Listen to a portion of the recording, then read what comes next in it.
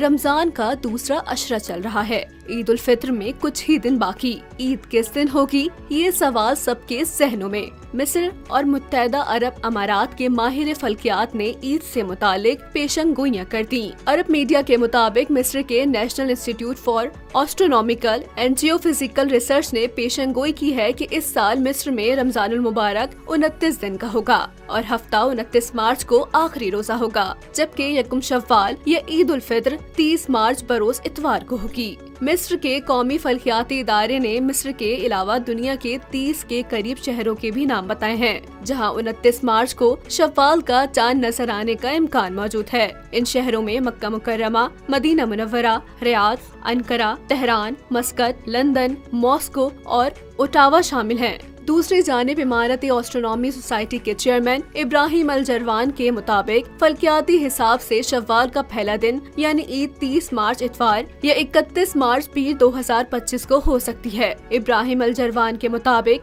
अमारात में शव्वाल का चांद 29 मार्च 2025 को दोपहर 2:58 पर मकामी वक्त के मुताबिक पैदा होगा और सूरज गुरूब होने तक चांद सिर्फ 3 घंटे पुराना होगा और चांद की पोजीशन और सूरज की रोशनी की मौजूदगी के बायस चांद का देखना मुश्किल होगा। इसलिए अगर ऐसा हुआ तो यकुम शव्वाल और ईद उल फित्र पीर 31 मार्च को होगी।